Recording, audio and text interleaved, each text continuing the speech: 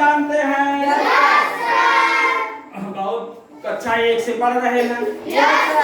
इसमें कोई शंका नहीं है, सबको बहुत विधिवत ज्ञान है।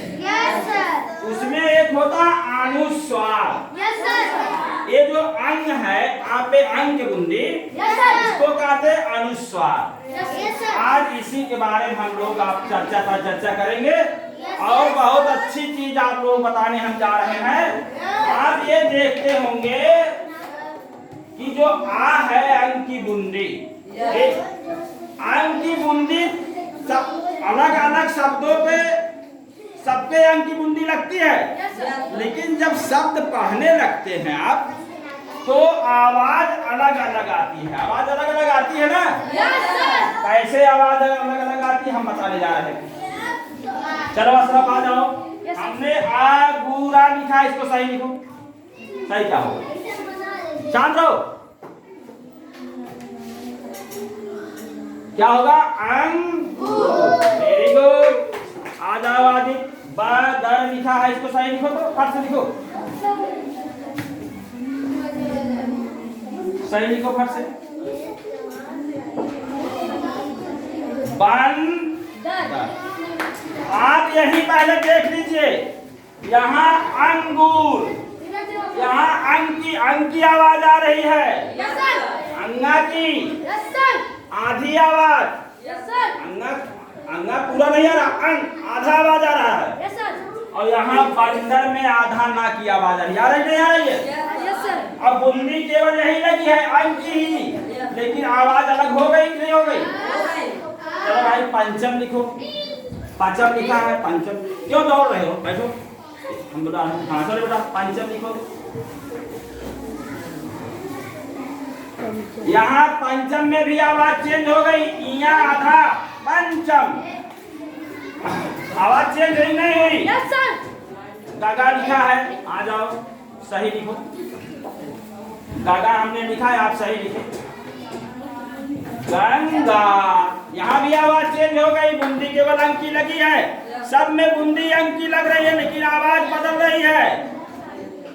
दादा है, दंड, दादा में दंड, आगे दा लिखो। क्या हो गया? दंड।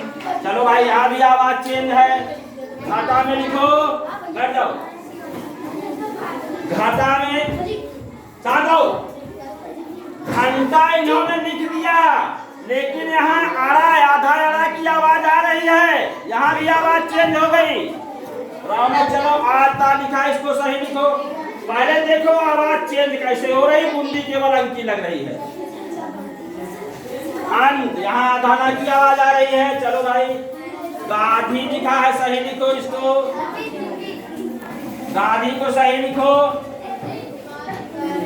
शांत रहिए, केवल देखिए आप लोग क्या है, कैसे चेंजिंग हो रही है। अंग की बुंदी लगाया, गांधी आधा ना की आवाज आई। चलो पापड़ लिखा है, इसको देखो क्या हो रहा है। बम्पर, यहाँ आधा ना की आवाज आ गई ना? ठीक। दा लिखा, इसको सही लिखो। हाँ दा लिखा है, सही लिखो। खंड, यहाँ देखो आधा ना की आवाज आ गई। तो आपने बच्चों ये देखा कि शब्द पर बुंदी तो अंग की लग रही है, लेकिन आवाज अलग अलग आ रही है। ये आवाज अलग अलग क्यों आ रही है, आज यही हम लोग आप लोग बताएंगे। ठीक है? आपने व्यंजन पढ़ा है, हमने देखो यहाँ व्यंजन लिखा है, का खा गा घा, 5 और ये क्या लाइन है? 1 2 3 4 5 ये जो 25 व्यंजन यहाँ लिखे गए हैं, इसको कहते हैं स्पर्श व्यंजन। क्या कहते हैं? इसको स्पर्श व्यंजन इसलिए कहा जाता है क्योंकि ये जो व्यंजन जब हम बोलते हैं तो कहीं न कहीं ये स्पर्श, किसी न किसी जगह स्पर्श छू कर आवाज निकलती। जैसे गा खा गा घा अंगा, कंठ और तालु छू रहा है जी, तालु छू रही ना?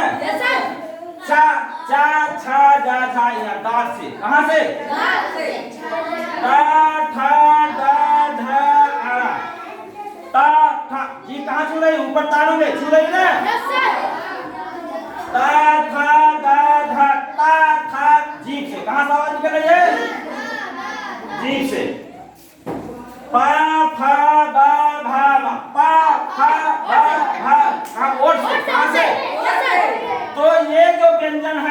कहीं कहीं छू कर स्पर्श करके बाहर निकल रहे, आवाज निकल रही है, इसलिए इसको कहते हैं स्पर्श व्यंजन।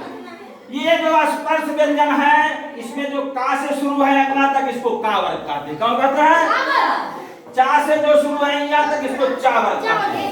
ता से आ तक, इसको ता वर्ग कहते हैं। ता से ना तक, इसको ता वर्ग कहते हैं। पा से बा तक, इसी प्रकार चा ता पा जो है ये वर्ग है।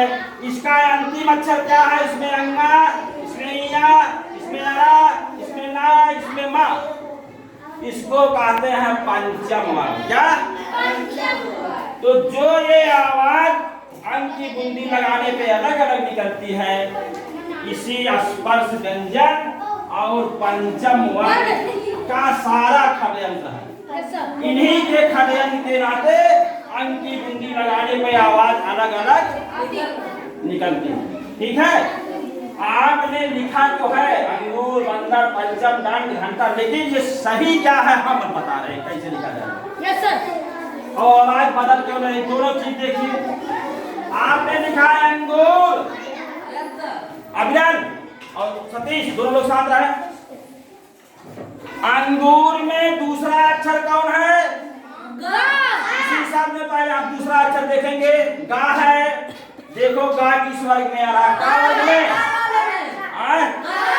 अब इसका पांचवा अक्षर कौन है? अन्ना।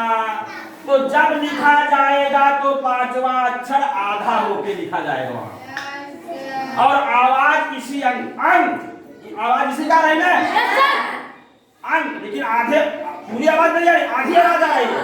तो हम इसको जब लिखेंगे सही ढंग से और देखो ये हलन हो जाएगा, आधा गा के बड़े मात्रा अंगूर। अब ये सही है। अंगूर तो आप लिखे, लेकिन सबसे सही जो एकदम सटीक ये देखो। ठीक। बंदर दूसरा अक्षर कौन है? दा किस वर्ग में आ रहा है? देखो यहाँ पर का वर्ग में। इसका अंतिम अक्षर कौन है? पंचम और ना है, तो इसका मतलब आधा ना के साथ लिखा जाएगा। आवाज बंदर में ना की आ रही, आधा ना की। देखो लिख रहे हैं बा आधा ना दा। ये देखो सही लिखा। देखो इसको ध्यान से समझ लो। बीए एमए तक पढ़ लेते हैं लोग, लेकिन सबको ये जानकारी नहीं रहती है। Yes sir. ठीक है? Yes sir. हाँ, बहुत ध्यान से समझो। और अगर आज समझ लिए इसको, तो कभी भी आप लोग अनुस्वार लगाने में, अनुस्वार लगाकर लिखने में कोई गलती नहीं करेंगे। दूसरा है पंचम। दूसरा अक्षर देखो चा किसमें आ रहा है? किस वर्ग में? चा वर्ग में। इसका अंतिम अक्षर इया है। आवाज इसके आधा इया। पंचम लिखेंगे कैसे? पा आधा इया, चा खाली मा खाली। पंचम। ठीक। Yes sir. गंगा, गा लिखो। अब गा किसमें है? किस वर्ग में? का वर्ग में। इसलिए इसका आधा यहाँ लिखा जाएगा गंगा का। गा अगर गंगा इस तरह से लिखा है तब भी गलत है, ये एकदम सही है। ठीक है? दंड, दा लिखो। अब देखो दा, ये दा किसमें आ रहा है? इसमें आ रहा है टा वर्ग में। आधा आधा लगेगा ना? Yes sir. दंड आवाज भी आधा आधा किया रही है। आधा आधा दा। ठीक, एकदम सही। Yes sir. घाटा, ता किस वर्ग में आ रहा है? देखो ता वर्ग में। ता वर्ग में आ रहा है ना? इसका पांचवा अक्षर देखो पंचम और आड़ा है। घंटा, आवाज देखो आधा आड़ा किया रही है। लिखेंगे कैसे? घा आधा आड़ा टा गया। ऐसे भी कहीं कहीं लिखा रहता है, जहां इस तरह से लिखा हो जान लो एकदम सही लिखा गया। अंत आ लिखेंगे। ता किस वर्ग में आ रहा भाई? ता वर्ग में आधा ना लग जाएगा। हाँ देखो आधा ना। गांधी, धा किसमें आ रहा है? ता था, धा आ रहा ता वर्ग में। इसका क्या है अंतिम अक्षर? ना। आधा हमने बताया है।